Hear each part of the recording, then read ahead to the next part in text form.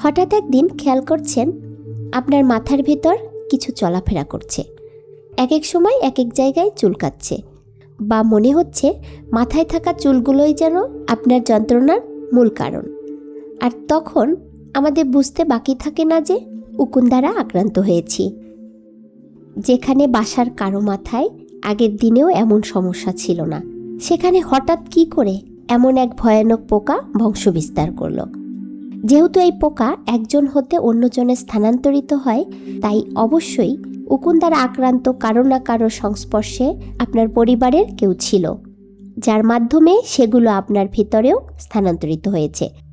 আর এই ধরনের প্রাথমিক সংক্রমণটি সবচেয়ে বেশি লক্ষ্য করা যায় স্কুলগামী বাচ্চা মেয়েদের মধ্যে, কারণ ওরা স্কুলে একে অন্যের সাথে খুবই ঘনিষ্ঠভাবে মেশে বা খেলাধুলা করে, যার কারণে এটি একে অন্যের মধ্যে খুব সহজেই স্থানান্তরিত হয়ে যায়। আর যেহেতু বাচ্চারা মায়ের খুব কাছাকাছি থাকে অথবা নিজেদের চিরুনি বা অন্যান্য জিনিসপত্র শেয়ার করে, তাই সংক্রমণের হারও হয় বেশি। আমার ক্ষেত্রেও বিষয়টি ঠিক তেমনি, যার কারণে সংক্রমণের একদিনের ভেতরেই চুল আঁচড়াবার পর পেয়েছি 32টি।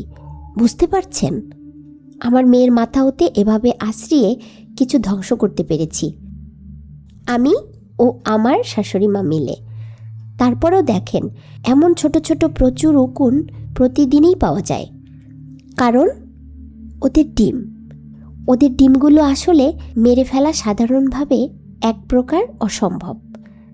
তাই সাধারণ উপায়ে উকুনও নির্মূল করা বেশ কঠিন। এর উপর আমাদের বিবিসি ফাইন্ডিং স্টুডিও চ্যানেলে একটা ভিডিও আছে, ভিডিওর শেষে এন্ড স্ক্রিনে দিয়ে দেব, দেখতে পারেন। তবে বর্তমানে এর থেকে বাঁচবার একটা সহজ ও কার্যকর পদ্ধতি রয়েছে, যার জন্যই আসলে ভিডিওটি করা। যে কোনো ফার্মেসিতে গেলেই আপনি এই ধরনের বিভিন্ন প্রতিষ্ঠানের একটি ঔষধ পাবেন। গর্ভকালীন অবস্থায় বা কোনো শারীরিক সমস্যায় এটি মাথায় ব্যবহারের আগে কিন্তু একজন বিশেষজ্ঞের পরামর্শ নিতে হবে। যাই হোক, আমরা 3 জন, অর্থাৎ আমার মেয়ে, আমি ও আমার শাশুড়ি মা একসাথে এই ওষুধটি একদিনে একসাথে মাথায় ব্যবহার করেছি। আর পারিবারিকভাবে এটি সঠিক নিয়ম।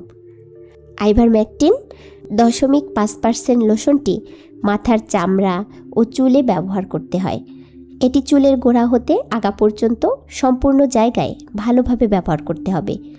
এরপর 10 থেকে 15 মিনিট রেখে গোসল করে নিতে হবে।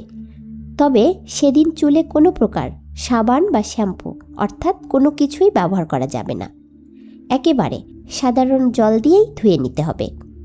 এই লোশন চুলে ব্যবহার করার পর হাত ভালোভাবে সাবান দিয়ে ধুয়ে নিতে হবে।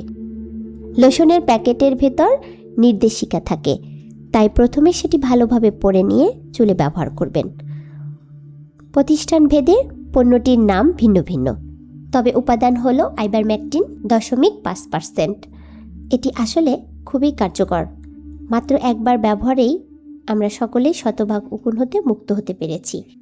তবে মনে রাখবেন, চুল পরিষ্কার করার পাশাপাশি উকুন থাকা অবস্থায় ব্যবহৃত সকল চিরুনি, কাপড় এবং বালিশের কাভারের মতো জিনিসগুলোও কিন্তু পরিষ্কার করে নিতে হবে।